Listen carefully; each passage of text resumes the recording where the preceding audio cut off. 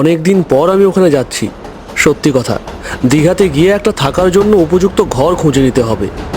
ব্যাস, তারপরেই তোর বৌদিকে নিয়ে চলে আসবো। সেটাই ভালো। তবে আমার চেনা চেনা একটা জায়গা আছে, তবে জানি না সেটা থাকার যোগ্য কিনা। বহুদিনের পুরনো বাড়ি। না না, আমি ভাড়া নেব না, আমি তো ওখানে থাকবো, কিনে নেব দরকার পড়লে। টাকা নিয়ে ভাবতে হবে না, তুই কথা বল। অরুণ আর রমেন দুই বন্ধু। রমেন কিছুদিন আগে থেকেই এই দীঘাতে একটা ফিশারিতে কাজ করে। অরুণও জয়েন করেছে দীঘারই একটা স্কুলে মাস্টার হিসেবে। তাই অরুণ ঠিক করেছে এখানে কোথাও বাড়ি কিনে নেবে বা ভাড়া বাড়ি করে নেবে, যাতে সে তার নতুন বউকে নিয়ে থাকতে পারে। সমুদ্রের পাড়ে দুজন দাঁড়িয়ে আছে। অনেক খোঁজাখুঁজির পরও তারা বাড়ির সন্ধান পায়নি। অবশেষে রাজি হয়েছে রমেনের দেখা সেই পুরনো বাড়িটায় যাওয়ার উদ্দেশ্যে। চল ভাই, বাড়িটা দেখে আসি। দুজনে মিলে চলে যায় সেই পুরনো বাড়িটার উদ্দেশ্যে। বাড়িটা পুরনো, কিন্তু মেরামত করা হয়েছে। মাঝে মাঝে কেউ কেউ এসে থাকে, কিন্তু মালিক এখন বাড়িটা বিক্রি করে দিতে চাইছে। বাড়ির মালিক সেখানে উপস্থিত ছিল। আপনারা ঘুরে দেখুন, ভালো লাগবে। মালিকের কথা শুনে দুজনে বাড়িটা ঘুরে ঘুরে দেখতে থাকে। অরুণ লক্ষ্য করে বাড়িটার এক প্রান্তে দাঁড়িয়ে একটা মেয়ে, অতীব সুন্দরী মহিলা, অরুণকে দেখে মাঝে মাঝে হেসে উঠছে। মেয়েটা কি এখানে ঘুরতে এসেছে? আমাকে দেখে এভাবে হাসছে কেন? মেয়েটার কি মাথা খারাপ নাকি? অরুণের বাড়িটা বেশ পছন্দ হয়ে যায়। অরুণ ঠিক করে বাড়িটা কিনে নেবে। ও আর ওর বউ এখানে ভালোভাবেই থাকতে পারবে। বাড়িটা কেমন লাগলো? আপনারা এখানে থাকুন, আপনাদের কোনো অসুবিধা হবে না। খুবই ভালো, আপনি কাগজপত্র তৈরি করুন, আমি বাড়িটা কিনে নেব। আরেকটা ব্যাপার আছে দাদা, আমার বন্ধু অরুণ যদি এখানে কদিন থাকতে চায়, কোনো অসুবিধা হবে? আরে আরে, এভাবে কেন? না না, কোনো রকম অসুবিধা হবে না। এটা তো আপনারই বাড়ি, আপনি চাইলেই থাকতে পারেন। আমি রামু কাকাকে বলে দেব, নিচের ঘরটা পরিষ্কার করে দেবে। অরুণের বেশ ভালো লাগে। রাত্রেবেলা অরুণ ঘরে বসেছিল। ছোট্ট হারকিংটা জ্বলছে। বিজলিপাতির এখনো ব্যবস্থা করে উঠতে পারেনি। দরজার কড়া নাড়তেই অরুণ বলে, আসুন রামু কাকা। কিন্তু চুড়ি ও নুপুরের শব্দে পিছনে ঘুরে তাকিয়ে দেখে একটা রমণীর সেই মেয়েটা হাতে থালা নিয়ে এগিয়ে আসছে। থালা থেকে সুন্দর বিরিয়ানির গন্ধ বেরিয়ে আসছে।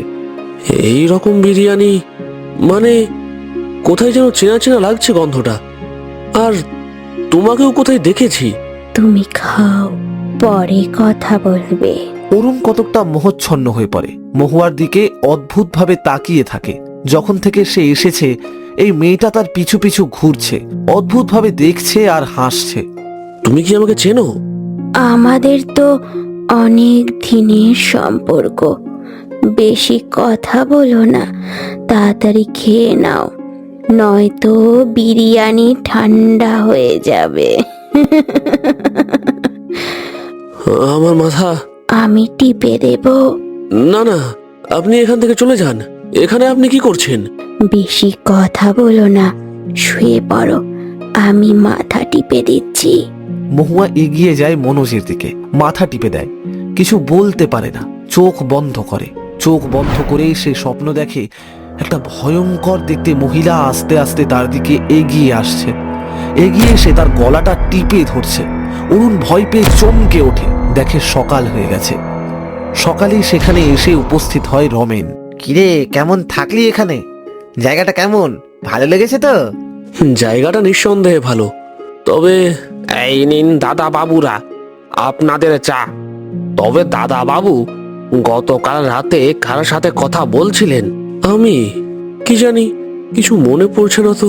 কি, বৌদিকে মিস করছো? বৌদি চলে আসবে। আমি চলে এসেছি। আজকে ঘরের বাইরে ওই গাছের তলায় একটা বনফায়ার হবে। সমস্ত কিছু কিনে নিয়ে চলে আসো তো। কে আপনি? এখানে দাঁড়িয়ে আছেন কেন? আর আপনাকে কালকে রাত্রেও দেখেছি, সারাদিন আপনি ছিলেন না। রামু কাকা বলল এখানে কেউ থাকে না, তাহলে আপনি কে? তুমি তুমি আমাকে চিনতে পারছো না? মহুয়া এসে অরুণের হাত শক্ত করে ধরে। অরুণ কিছু বুঝতে পারে না, চুপচাপ তাকিয়ে থাকে মহুয়ার দিকে। এমন সময় সেখানে এসে উপস্থিত হয় মৌ। মৌ এসে সবটা দেখে। মৌ বড় অভিমানী, সে ওখান থেকে দ্রুত ঘরে চলে যায়। অরুণ খুব তাড়াতাড়ি ঘরে চলে আসে। আমার থেকে দূরে দূরে কেন থাকছো? কতদিন পর তোমাকে দেখছি। আমি ভেবেছিলাম আমি যাকে ভালোবেসে বিয়ে করেছি সে লাখে একটা, এ তো দেখছি সে একদম বদমাস ছেলে। ছি ছি ছি ছি ছি, সে চিট করছে আমাকে। ছি ছি ছি ছি ছি, এই জন্যই দীঘা এসে থাকা না? আমি জোর করলাম বলে আমার সাথে থাকতে চাইলে, নয়তো আজকে এই মেয়েটার সাথে এখানে থাকতো। ছি ছি ছি, তুমি মানুষ? তুমি আমাকে চিট করলে অরুণ। না না, আমি তোমাকে চিট করিনি।